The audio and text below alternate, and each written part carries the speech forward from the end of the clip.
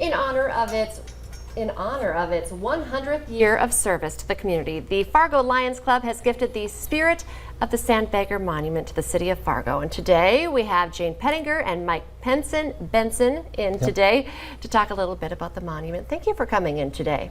Our pleasure. Thank you. So last week it was finally, you had the ribbon cutting. There's been a lot of work, a lot of planning that has gone into this. And I feel like, I've lived here for, 20 plus years and born and raised North Dakota.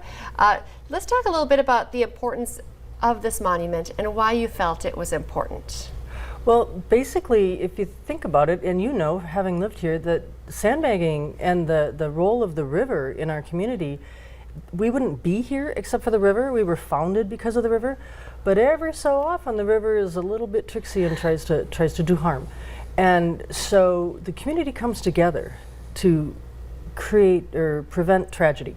And that coming together is what we wanted to celebrate. And it was actually Mike's vision to do so, honoring sandbaggers. Community service is what Lions is all about. Sandbagging is about community service. It was a natural marriage. Yeah, it's kind of a no-brainer when you say it right now, but but we don't have one of these. So, no. It seems like, how did we not have a monument like this? Why did you come up with this idea, and why did it seem so obvious? I guess for me in 1997, we lived in South Acres on the river, and I didn't think that we were in a spot that would flood, but that year we clearly were in a spot that was going to flood. And in preparing for the flood and then fighting the flood, you find out that you can't do it all yourself.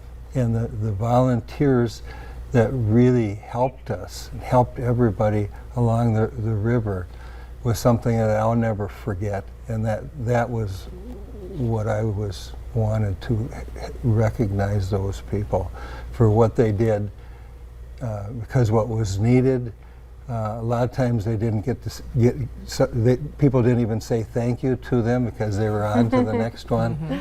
And so it was just kind of a time in Fargo what had happened that I thought it was important that we recognize. So we're seeing a little video of the monument right now. Can you tell us where is it at?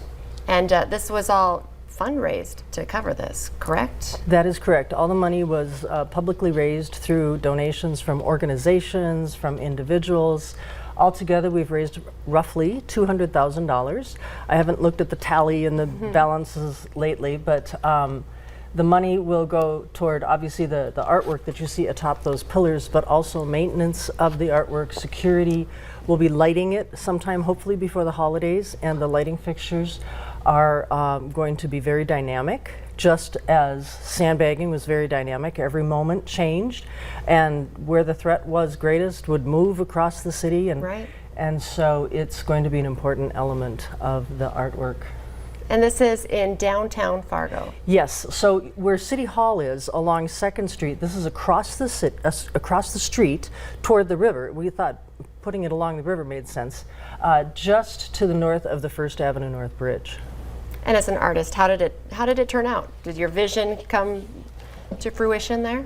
I guess the vision was that there would be something of what it was like to be sandbagging, and I think that the vision did turn out. Karen Bakke is the artist who did the artwork for it, and Brock Davis is the metal worker that did the fabrication for it.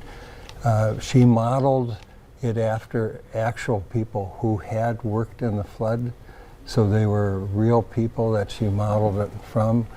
I think people look at it and they are happy with it. I'm very pleased with how it turned out.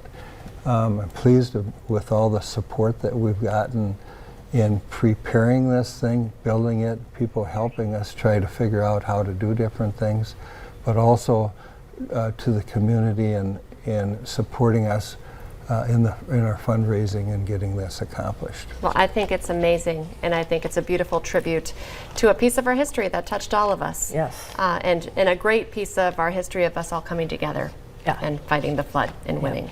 So thank you so much for coming in and sharing this story and talking about the monument once again. You got to get down and check it out. Absolutely. The one thing about the figures that I want to mention, Mike mentioned it, they were each modeled by actual sandbaggers in Karen's studio. but they're kind of vague. You can't really tell who's who because they're conceptualized. And so when you look at the monument, what we hope is that you see yourself, whether it's sandbagging or some other action of community service. We're all up there, hopefully. I like that. Yeah. I like that a lot. Well, thank you guys for coming You're in welcome. today. Thank you. Stay with us. Coming up next, we have your daily dose of motivation.